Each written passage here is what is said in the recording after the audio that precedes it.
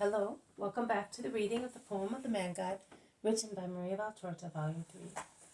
Chapter 286, Part 2, From Ramoth to Gerasa. The apostles have lit a fire of their own, on which they heat some salt fish, after washing it in the cool water of the torrent. But the merchant sees them, and he comes bringing a little skinned lamb, or a little kid, whichever it may be, and makes them accept it. And Peter gets ready to roast it after stuffing it with fresh mint. The meal is soon prepared and is soon over, and under the perpendicular midday sunshine, they resume marching along a better road, which follows the torrent northeastwards in a wonderfully fertile and well-cultivated area, rich in sheep and swine herds, which run away grunting before the caravan. That walled town is Gerasa, my lord, a town with a great future. It is now developing, and I don't think I am wrong in saying that it will soon be competing with Joppa, Ashkelon, with Tyre, and many more towns, in beauty, trade, and wealth. The Romans have realized its importance. On this road, which from the Red Sea, that is, from Egypt, goes to the Euxine Sea, through Damascus, and they are helping the Gerasenes to build. They are sharp-sighted and have a good nose. For the time being, it only has a very good trade, but later, it will be beautiful and rich, a little Rome, with temples, piscinae, circuses, thermal baths. I only trade with them, but now I have bought much ground to build emporia, which I will sell later at a high price. And perhaps I will build a real gentleman's house there, where I can stay in my old days, when Balthazar, Nabor, Felix, and Sidmia will be able to look after and manage respectively the emporia at Sinope, Tyre, Joppa, and Alexandria, on the mouth of the Nile. In the meantime, the other three boys will grow up, and I will give them the emporia at Gerasa, Ashkelon, and perhaps at Jerusalem. And the rich and beautiful girls will be sought after, and they will make very good matches, and give me many grandchildren. The merchant has golden and rosy daydreams for the future. Jesus asks him calmly, and then? The merchant rouses himself, looks at him perplexedly, and then says, and then?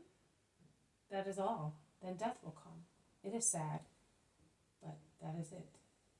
And will you leave all business, your emporia, your affections?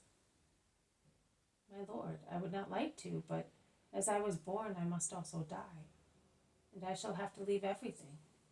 And he heaves such a long sigh as to push the caravan forward with it.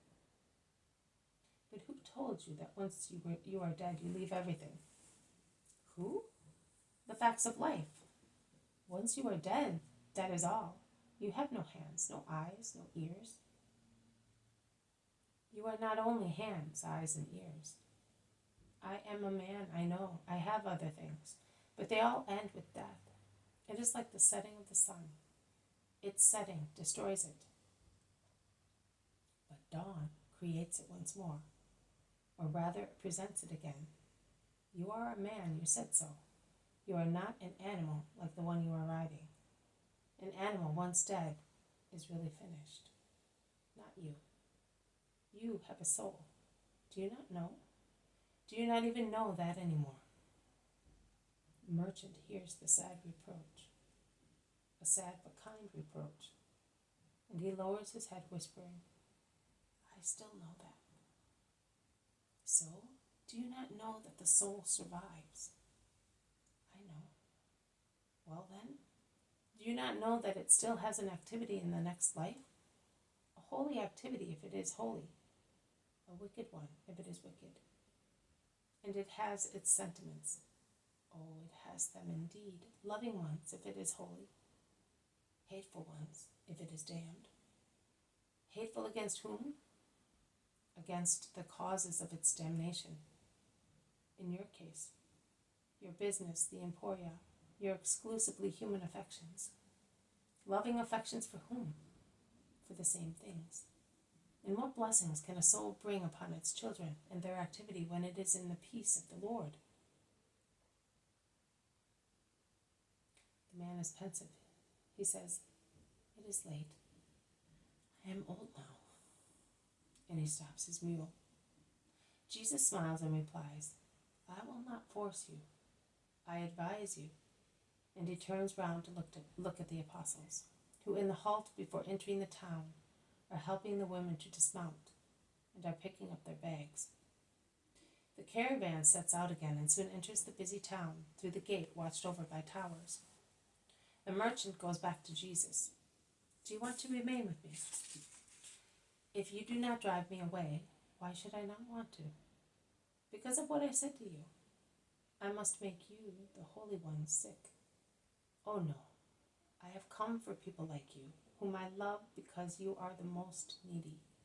You do not know me as yet, but I am the love who passes by begging for love." "So you do not hate me?" "I love you."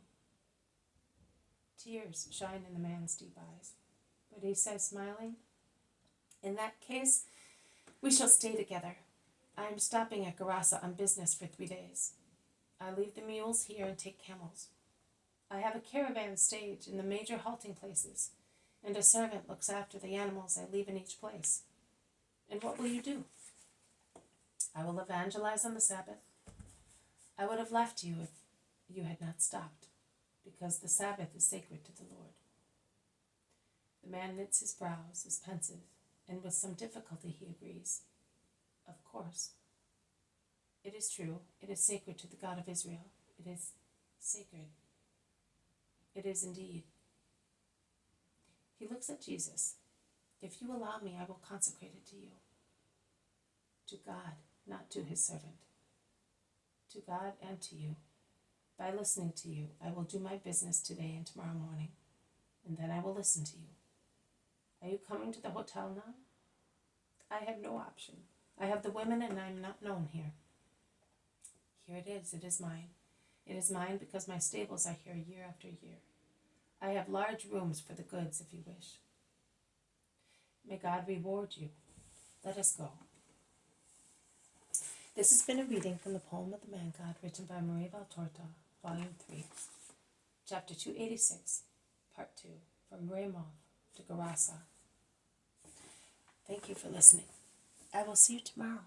May God bless you, and may peace be with you.